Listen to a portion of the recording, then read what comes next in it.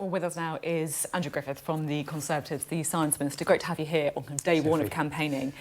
We just saw there the Conservative Party's record on immigration. What adjective would you use to describe it?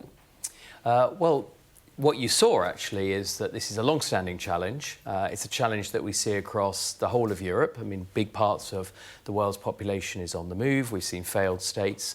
And it's true, it's taken a long time to get to grips with. We've passed a number of different legislative structures. We now do have a points-based immigration scheme. At every point, we've been thwarted by the Lords, by law courts, by the judicial system.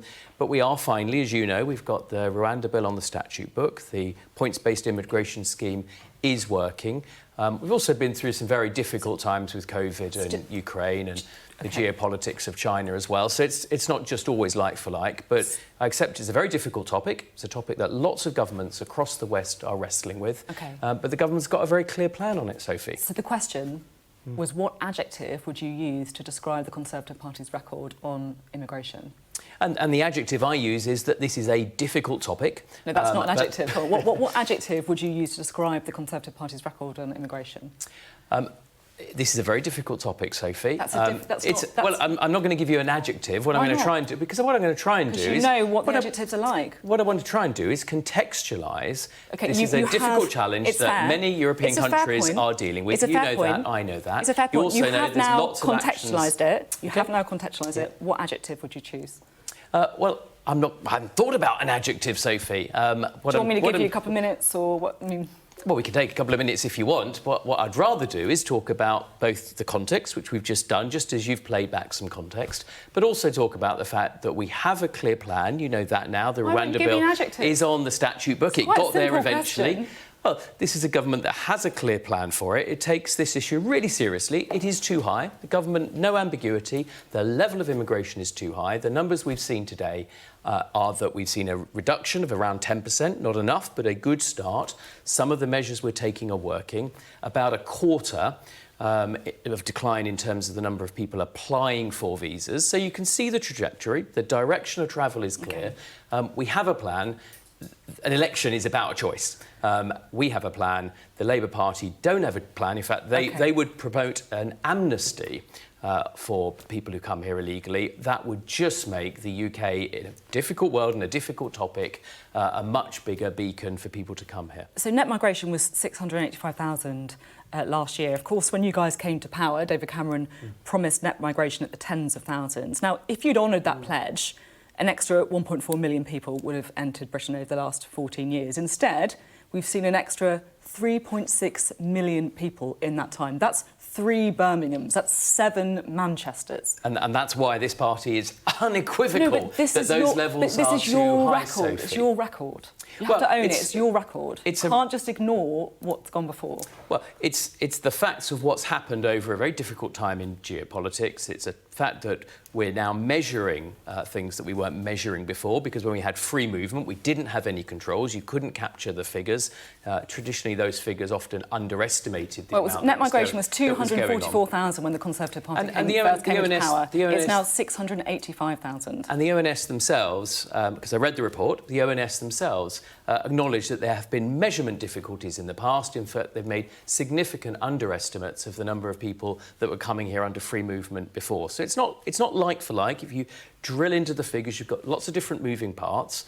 The Homes for Ukraine scheme, which is something I think we should all be very proud of. But of course, it did increase the number of people who came here, and very similar to what we've done with British nationals overseas from China. So, you know, it is quite a complex topic. No one's saying it's not difficult. That is why Prime Minister took bold action, put those bills now on the statute book. He was clear today that because of the timing, the flights will take place if he's the one that walks through We weren't talking about legal migration there. I think it's fair to say net migration, but we can move on to illegal migration if you like, because as you say... If you're sitting at home and you're worried about your access to local healthcare facilities, the cost of rent in your area... Yeah, but the ways of dealing with these things are very different, right? You know that. So let's talk about illegal migration. Yeah. Rishi Sunak said today that flights to Rwanda won't take off before the election.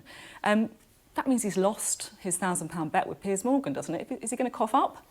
I'll let him and Piers sort that one out. I mean, the timetable... He did shake on it, didn't he? He needs to give £1,000 to the Red Cross. I'll let them sort that one out. The timetable of flights, because of, as you know, the process by which people have the right to appeal, the fact you've got to nominate carefully those who are eligible for that, was always going to be at the end of June, the beginning of July. So I think he said that because he's very straightforward about these things, but I don't think that's a change, Sophie, from what anybody expected. No, but what has changed is the date for the election. Sure. It's not a coincidence, is it, that you've timed the election just before the flights go to Rwanda?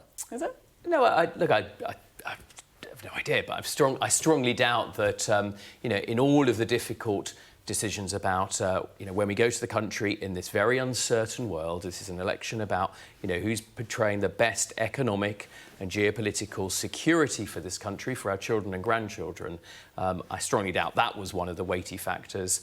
Much more importantly was to lay that choice in front of the electorate. He's been clear that, he feels like an underdog, that, I would say the opposition haven't had as much scrutiny. It's very easy, very easy. We're going to hear lots of people. You'll have them in this studio talking about our record in a very difficult period of time when the continent of Europe is at war, when we've been through this horrendous global pandemic. That's the context.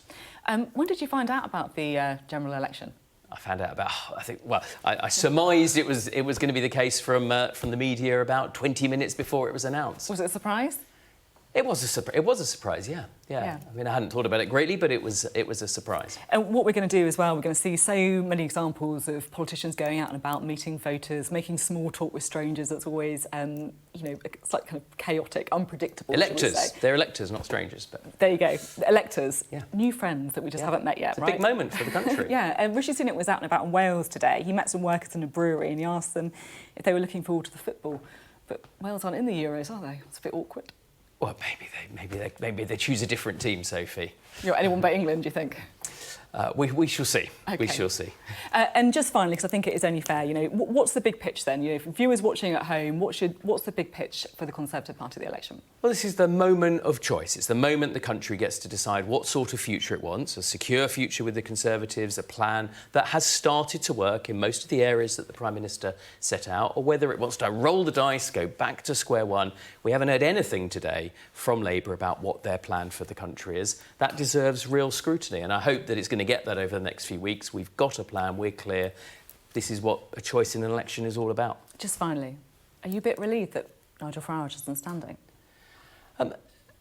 Look, I mean, very clear. If you vote for reform, I mean, I know Nigel Farage. I helped him when he was being debanked because the people were being too woke. I mean, everything I understand about Nigel Farage, some of the people that attempted to vote reform, is that they would find a Labour government which would offer an immigration amnesty, open borders, some of the progressive agendas that the Labour Party have pursued, absolute anathema. So, again, it's a choice. At an election, they're not going to offer open borders. Come on. Well, they've talked about going back into Europe. They're talking about